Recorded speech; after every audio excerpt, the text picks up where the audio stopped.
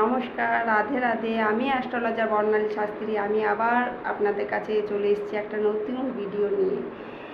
এই ভিডিওটি হলো অমাবস্যা তো হয়ে গেল, অমাবস্যা হয়ে যাবার পর, নিবৃত্তি হয়ে যাওয়ার পর তার পরের দিন সকালে আমরা কিভাবে পুজোটা শুরু করব, এটা নিয়েই আজকে আলোচ্য আমাদের বিষয়। তাহলে অমাবস্যা হয়ে যাবার পরের দিন আমরা কি করব? আমরা খুব সকাল সকাল ঘুম থেকে উঠবো, তারপরে আমাদের গৃহটিকে ভালোভাবে পরিষ্কার করে নেব। তারপরে কি করব? তারপরে নিজেদের জামা কাপড় কেচে ধুয়ে আমরা ভালোভাবে স্নান করব। এবং তারপরে যেহেতু এই কয়েকদিন তুলসী গাছে জল দেওয়া হয়নি, তাই তুলসী গাছকে ভালোভাবে জল দেব। তারপরে আমরা আমাদের ঠাকুর ঘরে যাব। ঠাকুর ঘরে ঠাকুরের যে বেদিতে যে আসন পেতে রাখা থাকে, সেই আসন আমরা তুলে ফেলবো এবং নতুন করে নতুন আসন আমরা পেতে দেব। নতুন যদি না থাকে, তাহলে কাঁচা যদি কোনো আসন থেকে থাকে, তাহলে সেই কাঁচা আসন আমরা ঠাকুরের বেদিতে পেতে দেব।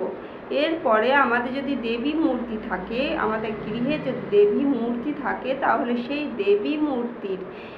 দেবী মূর্তিকে আমরা ভালোভাবে গঙ্গার জলে ধোবো। গঙ্গার জলে ভালোভাবে স্নান করিয়ে নেব। স্নান করিয়ে নতুন বস্ত্র কিংবা শুদ্ধ বস্ত্র আপনারা আপনাদের দেবী মূর্তিকে পরিয়ে নেবেন। তারপরে আপনারা ফুল